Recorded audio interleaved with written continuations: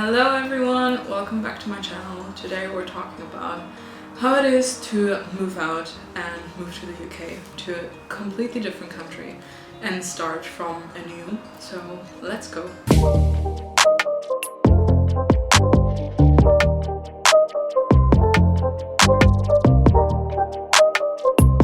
Hello, I'm Aysun, I'm 21 and I'm studying at the University of Stirling, just like Maritina is. I'm 20 though, I'm younger. I'm not as old as you. Yeah, I'm the granny. I'm the granny of the Exactly. friendship group, sadly. But we both moved from Europe.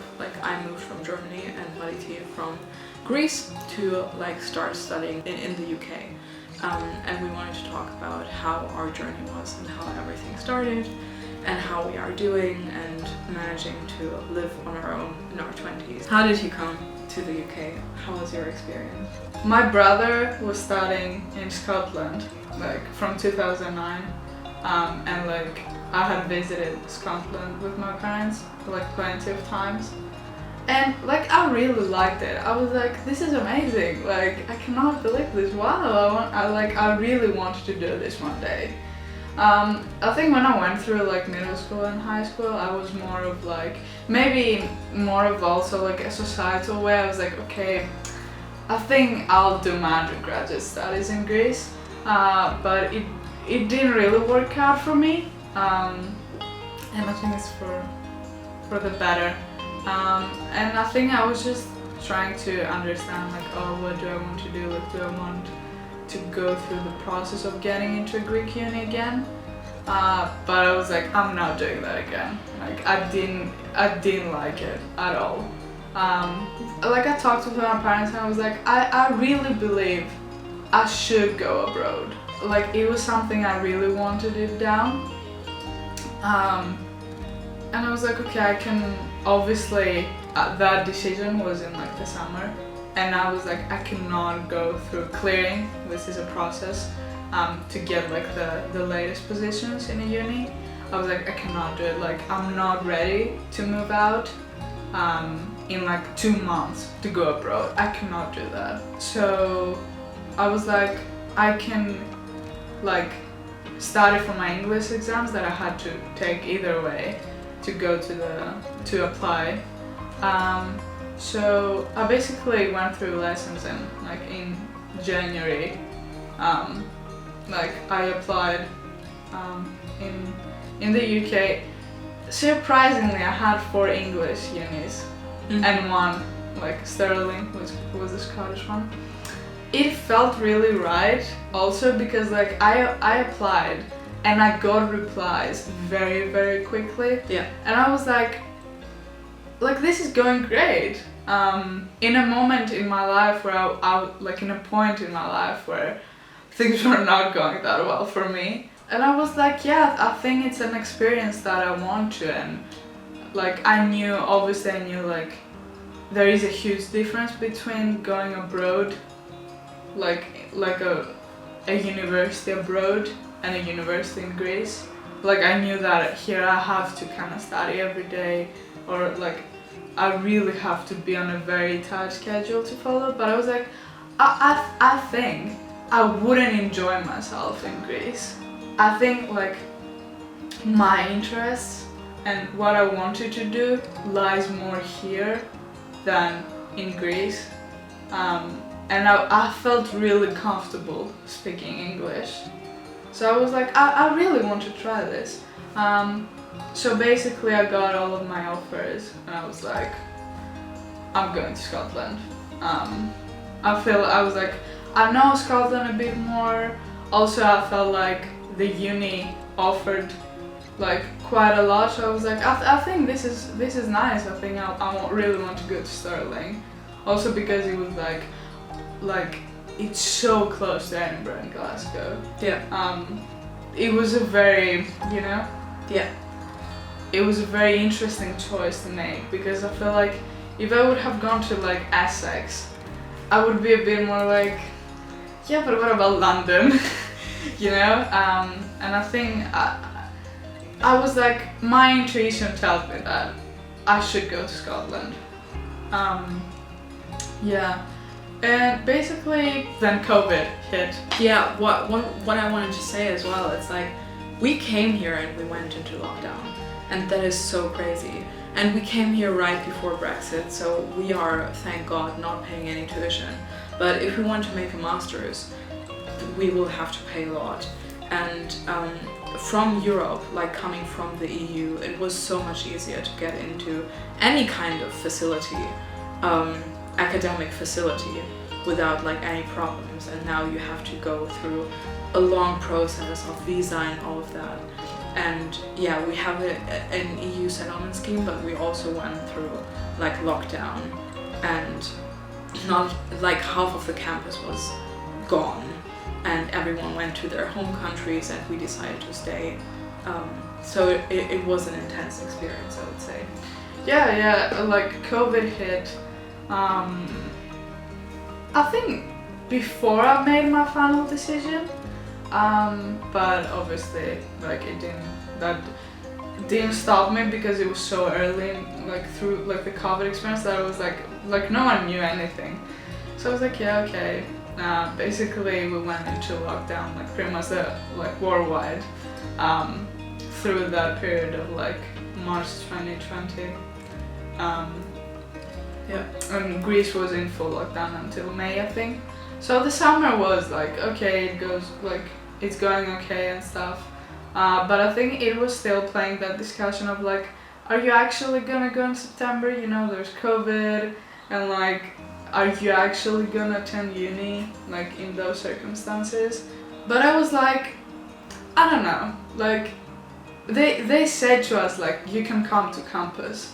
So I'm like, I'm not gonna miss out on that. Like, and no, in my head I was like, there's no way I'm staying another year here. Like, no offense to anyone.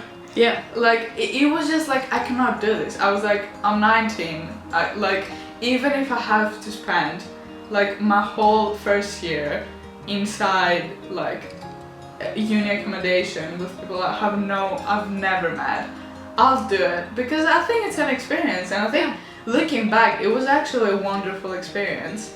I was planning to come with my mom in September 2020, but because of COVID, I personally, because I was coming from Greece, I had to self-isolate for 14 days, so my mom couldn't come. So everyone was like, so what are you gonna do? Like, are you seriously gonna go alone? And I was like, it was like a week and a half before. I was like, yeah, fuck it, I'm going alone. Like, I know, but I cannot do anything else. And like, I still remember that day that I came to Scotland. I remember you being done with life. Like, it was very intense. But how do you feel about living alone now, like 2 years later? Like, how do you think it has shaped you? Do you feel good about living alone? I think I struggled with it at first, because I hadn't really traveled without my parents, or I haven't stayed like without my parents like ever. So like, I was like, I don't know how am I gonna do this. Also, like, I have a thing which I still have of like, I've never spent the night alone in my house, so like I still cannot do that. But like, I didn't know how to cook, for example, and I think it was probably the biggest struggle that I had, because I didn't know how to cook a lot, so I kind of had to order, and if I wasn't ordering, I was just making pasta, or I was making things that I didn't like at the end because I wasn't that great at the start. Like, I was missing like obviously my parents and like that comfort that like home brings you, but at the same time I don't remember feeling like horrible, because if I had felt really horrible, like I might have, you know, gone back, or like I had struggles of like, I missed my home, I don't know how to cook, like I'm not that well mentally, so, and like I don't have like people that are very very close to me like at the start, So I was like, yeah, I'm struggling a bit, but also I was like, this is a great experience. And I think because I embraced it like that, and I think something else that played a very big role was that I was in a flat in uni accommodation with like people that actually stayed throughout the lockdown, and we were all getting along very well. And it like not gonna lie, it played a very, very big role, because if I would have been in a flat where I was alone, or I was with like one person and I wasn't getting along with them, who knows? So I think I moved on like that, of like, okay, I'm in a flat where like there are people who are gonna stay here and we're getting along, and I'm getting out of my comfort zone a lot, and I'm starting to feel a bit better about being alone. And I think it was a slow process, and I think definitely being friends with you as well, it really helped me a lot go through lockdown in like with like only online classes, like in uni accommodation with like also after Christmas. I remember the campus was so dead. Yeah, like it was that. It was dead. Like a lot of people didn't come back. Yeah. Then we moved out of uni accommodation, and I think that was another experience as well, like living in a private flat in the middle of town. After things started to open up again. And also renting a flat in the UK for the first time, and understanding that there is a lot of problems of like, you're not from the UK, you don't have a UK guarantor, how are you going to prove your finances, going through referencing and stuff. It was very stressful at once. But once you went through it for the first time, you know that you can go through it anytime and you will be fine. And once you understand how everything works with, like, it sounds so minimal, but like things like how do you get rid of your trash? Like it was a huge problem for us, because we thought that we had bins, but we didn't, and then we had to get trash bags from like the Stirling Council, and it was a huge thing. And things that you don't care about at home because your parents like take care of it are a huge problem. Or like the rising energy bills. I would never care about energy at home, which is very bad for the environment, but I'm just being very honest right now. And it's like we are in a huge electricity crisis and we have to pay bills. And for the first time in your life being like, I'm the one that is paying bills and I have to decide like what is more important in my life. That's such a huge like step up in my opinion, and such a huge change. I find it to be very liberating to live alone. Like not alone, but yeah, like on your own in a foreign country. Not alone because we live together. But yeah, I enjoy it a lot, and I do miss my family. I miss my family a lot, but the kind of liberty that you have through knowing that you can have a schedule in whatever way you want, because you're alone and you know that you have responsibilities, but you can shape your life in a way that you want to without any type of expectations, because your parents are not there to like judge everything. I feel like that changes you in a completely different way. Yeah, I think what I want to add is that it's quite like it really challenged you to shape who you are, and also the things that you should do as an adult. And I think it has the liberty of like you're doing it by yourself, and sadly, or maybe not, like you have to decide yourself, okay, I need to be an organized person, and it's that, as you said, like you don't have, because like let's be honest, like when you live with your parents or with your siblings or with family members in general, like there's gonna be like, you know, a nagging of like, you should do that right now, you shouldn't do that right now, like don't do your laundry at night, or like cook at this time. and now you have a bit more like, all right, I'm an adult and I can work around what I want to do and how it works best for me. Yeah, exactly. And I feel like not living in student accommodation anymore, but in a private flat where you like we get along very well, and we like decorating together and stuff, and being like, what do I want in my home? Like for the first time in your life, being like, this is mine. Like this is mine. And in student accommodation, it's, in my opinion, a lot of pressure of like students are supposed to be this way. Like students are supposed to get wasted, not care about their schedule, and we're too broke to buy anything. And it's such a minimal thing. But like buying magazines at home, just because we're like, yeah, we like magazines lying around. Yeah. Like it's a nice touch. I feel like we should do this. That was like so nice. It's like having a home and not like having an accommodation. Because student accommodation is like a thing of necessity. Because you're broke and you're in a different place that you don't know. But like renting a place, it's like, this is mine. Yeah. Also, student accommodation has the, like, it's a way to get to know people as well. Yeah. And I think sometimes it's also expected of you, and like, you seek for it as well. I'm not gonna say like, I was forced by society to do that.